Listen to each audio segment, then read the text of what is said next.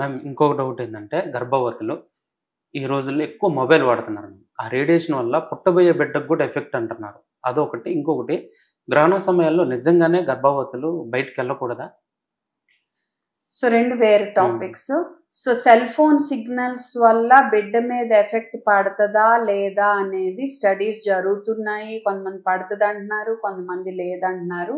మనకింకా తెలీదు కాబట్టి కుదిరినంత మీరు సెల్ ఫోను గర్భంగా ఉన్నప్పుడు కొంచెం దూరం ఉంచండి. ఓకే. కుదిరినంతగా. Okay ma'am.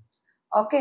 రెండోది సూర్యగ్రహణం అప్పుడు బయటికెళ్ళకూడదు. దాని రేస్ వల్ల బిడ్డకు నష్టం అనేది కూడా పూర్తిగా అపోహే. ఓకే. కాపోతే ఏంటంటే సూర్యగ్రహణం అప్పుడు మనకి సూర్యుడు ఎటున్నాడో క్లియర్‌గా అది మనం భయపడకుండా సూర్యుడి వైపు చూస్తాం. అవును మ్యామ్. అవును. అప్పుడేమవుతాయి ఆ రేస్ కొన్ని వచ్చి మన కళ్ళకి డ్యామేజ్ అవ్వచ్చు. ఓకే.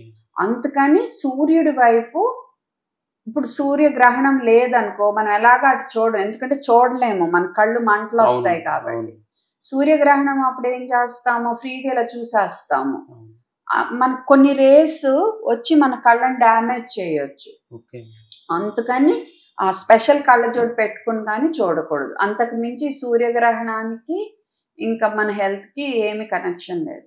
మ్యామ్ చిన్న పిల్లలకి చాలా మంది పేరెంట్స్ ప్రాబ్లమ్ ఫేస్ చేస్తున్నారు మ్యామ్. మాటలు తొందరగా రావట్లేదు. కంగారు పడిపోతున్నారు మ్యామ్. అసలు పిల్లలకి ఏ వయసులో మాటలు స్టార్ట్ అయితాయి? స్పష్టంగా మాట్లాడాలంటే ఎంత ఏజ్ రావాలి మ్యామ్?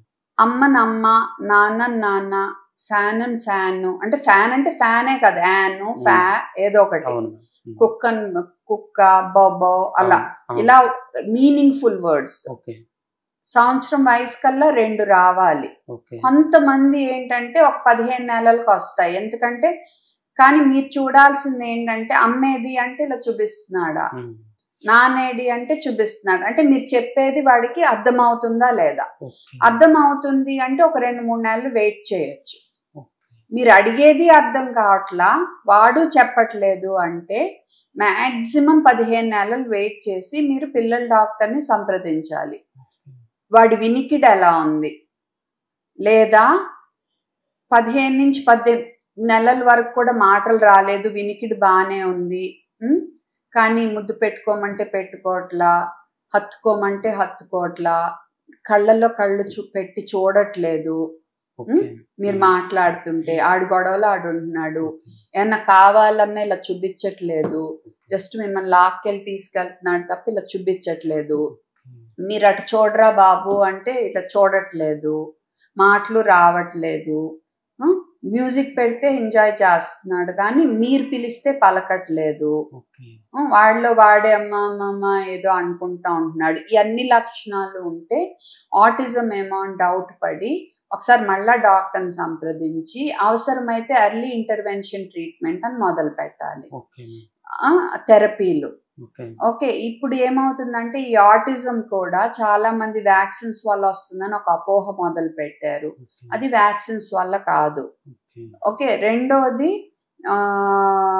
స్టెమ్ సెల్ థెరపీ ఇస్తాము అని చెప్పి లక్షలు తీసుకుంటున్నారు. హైపర్బేరిక్ ఆక్సిజన్ అని లక్షలు తీసుకుంటున్నారు. హోమియోపతి ఆయుర్వేదిక్ ట్రీట్మెంట్ అని లక్షలు తీసుకుంటున్నారు. ఫంక్షనల్ మెడిసిన్ అని లక్షలు తీసుకుంటున్నారు. తీసుకుని చివరికి అయ్యేది ఏమి ఉండదు. ఈ పేరెంట్స్ టైం వేస్ట్ చేసేసుకుంటున్నారు. ఓకే. ఓన్లీ ముందుగా గుర్తించటం, ముందుగా ట్రీట్మెంట్, థెరపీ ఇవ్వటం మంచి వాళ్ళ చేతుల్లో ఉండాలి. అది ఇంపార్టెంట్ ఆటిజంకి. ఓకే. అప్పుడు బాగా సెట్ అవుతారు పిల్లలు. వాళ్ళ వ్యక్తపరిచే కమ్యూనికేషన్, మాటలు రావటం, వేరే వాళ్ళతో మాట్లాడటం, కలివిడిగా ఉండటం ఇవన్నీ తొందరగా సెట్ అవుతాయి.